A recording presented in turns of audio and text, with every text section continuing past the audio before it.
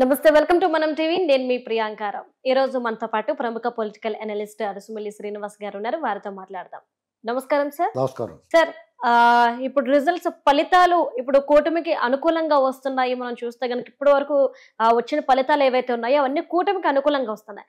మరి ఈ నేపథ్యంలో కూటమి అధికారాన్ని చేపడితే వైఎస్ఆర్సీపీ అధికారంలో ఉన్నప్పుడు టీడీపీ నాయకులపై కొన్ని సంఘటనలు చోటు చేసుకుని అరెస్ట్ చేయడాలు, బాబు గారిని, అదే విధంగా టీడీపీ నాయకుల మీద దాడులు జరగడం, ఇలాంటివన్నీ మనం చూస్తూ వచ్చాం. మరి ఈ నేపథ్యంలో బాబు గారు అధికారాన్ని చేపడితే మరి ఆయన పరిపాలన ఏ విధంగా ఉండిపోతుంది? అలానే బాబు గారు వైఎస్ఆర్సీపీకి సంబంధించి రివెంజ్ ప్లాన్ చేసే ఛాన్సెస్ ఉన్నాయా? రివెంజ్ తీర్చుకొని ఉన్నారా? అసలు ఎలా ఉండబోతుంది? అంటే సాధారణంగా ఏం చేస్తారంటే సమాజంలో కూడా ఇప్పుడు ఎవరన్నా ఒకళ్ళు ఆకతాయి ఉన్నాడు అనుకోండి, ఇప్పుడు అల్లరి చేస్తాడు, అసభ్యంగా మాట్లాడతాడు, అనవసరంగా గొడవలు పెట్టుకుంటాడు. ఊళ్ళలో మీ ఊళ్ళోనే చూసుకోండి, ఇక్కడ పోరంబోగురా అంటారు కదా, అలాగే ఊళ్ళో కొంచెం బుద్ధిమంతుడు, తలకు నూనె రాసుకుని తల నున్నగా దూకునేవాడు, బాగా చదువుకునేవాడు కూడా ఉంటాడు. ఇప్పుడు మీకు ఆ పోరంబోగోడు ఇప్పుడు మీరు అలాగే వెళ్తున్నారు, మీ చేయట్టుకున్నాడు అనుకోండి, మీ ఇంట్లో చెప్తారు కదండి, అన్న ఏదో నా చేయట్టుకున్నాడు అంటే అథవా పొల రాలిపోతే తిట్టేసి ఊరుకుంటారు. అదే ఆ తలకు నూనె రాసుకుని అందంగా నున్నగా దూకునేవాడు మీ చేయట్టుకున్నాడు అనుకో, ఆడి మీద ఎక్కువ చర్య తీసుకుంటారు. ఆడంటే పోరంబోకి అథవా కనపంచిన చీరలలో సింపేస్తాడా, కాబట్టి ఆడు ఎదవ అలాగే ఉంటాడో, నీకేం పోయే కాలం ఉంటారా, నువ్వు బుద్ధిమంతుడు కదా, బాగా చదువుకుంటున్నావు అని ఈయన ఎక్కువ తిడతారు. అర్థమైంది? ఇప్పుడు మీకు జగన్ అలాగే ఉంటాడా? జగన్ అలాగే చేస్తాడా? అలా చేస్తాడని తెలిసి ఓటేశారు వాళ్ళు, అతను అలాగే ఉన్నాడు. చంద్రబాబు గారు అలా ఉండడు, ఉండమన్నా ఉండడు. అతను ఎందుకో ఇలాంటి నీచుడు, దుర్మార్గుడు, క్రూరుడు, అబద్ధాలు చెప్పేవాడు, ద్రోహం చేసేవాడు, భవిష్యత్తు లేకుండా చేసేవాడు మా వద్దురా బాబు, బాబు బంగారం, మాకు భవిష్యత్తు ఇచ్చేవాడు, మాకు అభివృద్ధి చేసేవాడు, మా పిల్లలకి ఉపాధి కల్పించేవాడు, లాండ్ ఆర్డర్ కాపాడేవాడు, మమ్మల్ని భద్రంగా చూసుకునేవాడు, మన భవిష్యత్తుకి భరోసా ఇచ్చేవాడు అని ఓటేశారు. అలాగే పవన్ కళ్యాణ్ గారు కూటమిని. ఇప్పుడు మరి చంద్రబాబు నాయుడు గారు జగన్ లాగే వాళ్ళ చిటికలో పని ఆయనకి, వీళ్ళకన్నా బుర్ర ఉన్నవాడు వీళ్ళకన్నా బాగా చేయగలుగుతాడు. వీళ్ళు బుర్రలేదు, వీళ్ళకి సరిగ్గా చేయలేకపోయారు.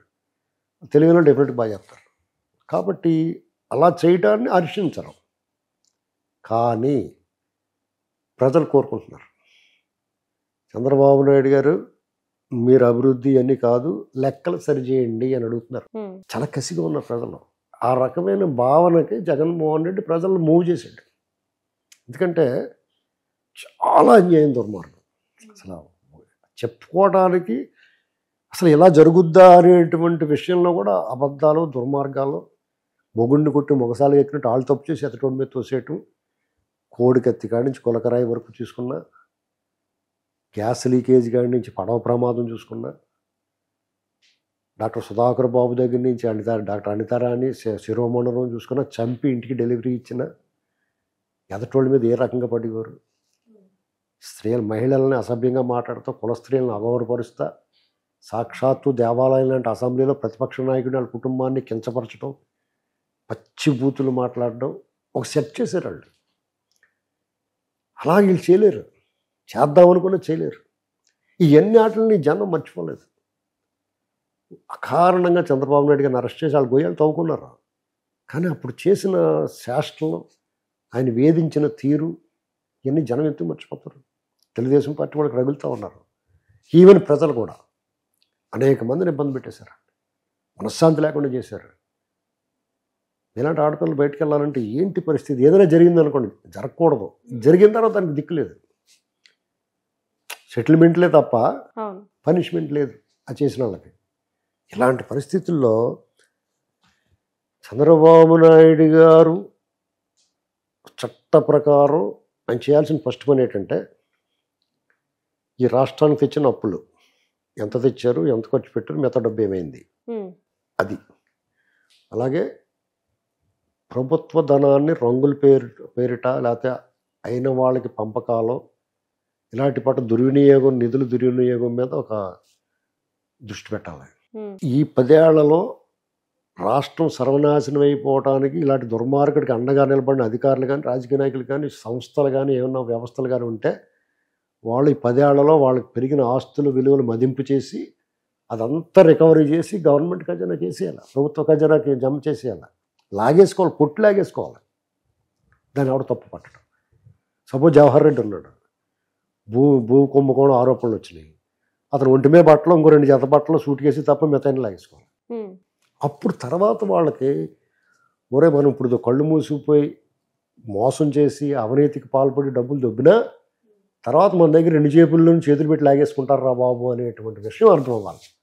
దాంతోపాటు శిక్ష లేట్ అవలేకుండా వీళ్ళకి 100 కేసులు పెట్టేసి జైల్లోనే ఉండాలి, బయటికి రాకుండా. జైలు ఒక కేసు వదిలిందనుకోండి, ఇంకో కేసులో జైలు ఉండాలి. చంద్రబాబు గారు ప్లాన్ చేశారు చూడండి, దానికి 1000 రెట్లు చేయగలుగుతారు వీళ్ళు, తెలివైన వాళ్ళు. అలా చేయాలి తప్ప ఇంటికి వెళ్ళి కొట్టడం, రాళ్ళు గెరేయటం, ఇంట్లో ఆడవాళ్ళని ఇబ్బంది పెట్టడం చేయకూడదు. ఆడపిల్లల్ని ఇప్పుడు సపోజ్ మీరు ఏదో మాట్లాడతారు, మీ అభిప్రాయం మీరు చెప్తారు, మీకు కూడా రాజకీయ పార్టీ మీద అభిమానం ఉంటుంది, లేకపోతే వ్యక్తుల మీద అభిమానం ఉండొచ్చు, ఈ రాష్ట్రం పట్ల బాధ్యత వల్ల కూడా కొంత మాట్లాడి ఉండొచ్చు. అలా అప్పుడు మిమ్మల్ని రకరకాలుగా, అంటే నేను ఎగ్జాంపుల్ చెప్తున్నాను, మీరు మిమ్మల్ని అర్థమైంది. అలా ఒక ఆడపిల్ల ఎవరో ఒకరు మాట్లాడితే వాళ్ళని క్యారెక్టర్ని అసాసినేట్ చేయటం, రకరకాల ఫోటోలు మార్పింగ్ చేసి ఇబ్బంది పెట్టడం, అవమానకరంగా మీరు తలెత్తుకోలేకుండా మిమ్మల్ని ట్రోల్ చేయటం, ఇవన్నీ చేసిన వాళ్ళని వదిలిపెట్టకూడదు. ఆడు ఎక్కడ దాక్కున్నాడు, దొరుకుతారు ఖచ్చితంగా. ఎక్కడ దాక్కున్నా వేటాడి వెంటాడి వేధించి పట్టుకొచ్చి లోపల పెట్టాలి. అంటే ఒక మెసేజ్ వెళ్ళాలి. అసత్య కథనాలు రాసి కులాల మీద, మతాల మీద, ప్రాంతాల మీద దాడి చేసి వాళ్ళందరినీ కూడా బిహైండ్ ది బార్స్, కటకటాల వెనక్కి నెట్టాలి. అప్పుడు ఏమవుద్దంటే ఎవడన్నా ఒక మాట మాట్లాడాలంటే, ఆధారం లేకుండా ఆరోపణ చేయాలంటే ఒళ్ళు దగ్గర పెట్టుకుని చేస్తారు. ఎందుకంటే ఈ 5 ఏళ్లలోనూ అంతకుముందు చూసాం మనం, ఏకపక్షంగా కులాల మీద దాడి చేశారు, వ్యవస్థల మీద దాడి చేశారు, వ్యక్తుల మీద దాడి చేశారు, క్యారెక్టర్ అసాసినేషన్ చేశారు, ప్రయత్నం ట్రోలింగ్ చేశారు. ఆడపిల్లలని చూడకుండా పెద్దవాళ్ళ చిన్నవాళ్ళని కూడా తెలియకుండా వాళ్ళ చాలా అసభ్యకరంగా దూషించారు. ఇవన్నిటికి పనిష్మెంట్ ఖచ్చితంగా ఉండాలి. వదిలిపెడితే కనుక చంద్రబాబు నాయుడు గారి మీద ఉన్న అభిమానం పోదు చాలామందికి. ఒక నాయకుడి పట్ల నమ్మకం ఎందుకు ఉంటుందంటే, ఇతను యుద్ధంలో గెలుస్తాడు, ఇతను సౌమ్యుడు, మంచివాడు, సుపరిపాలన అందిస్తాడు, దాంతోపాటు రక్షణ కల్పిస్తాడు, శత్రుమూకలు దాడి చేసినప్పుడు దాన్ని అడ్డుకుని తిరిగి ఎదురు దాడి చేయగలుగుతాడు అనేటువంటి నమ్మకం, విశ్వాసం తనను నమ్ముకున్న వాళ్ళు కల్పించాలి.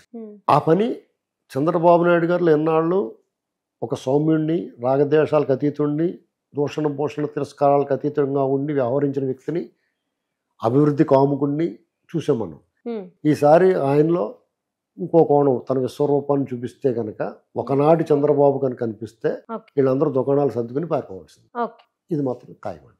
దానికి తోడు లోకేష్ గారు రెడ్ బుక్ అన్నాడు కాబట్టి డెఫినెట్గా అతని కంటే గనుడు ఆచంట మల్లన్నట్టుగా నాయుడు అతను వచ్చాడు, కొడుకు వచ్చాడు, నాయుడు కొడుకు వచ్చాడు అన్నట్టు ఉంటుంది. వీళ్ళిద్దరికీ తోడు అగ్నికి వాయువు తోడైనట్టు పవన్ కళ్యాణ్, ఆయన పేరు కూడా వాయువు పవన్. ఇక అది మామూలుగా ఉండదు.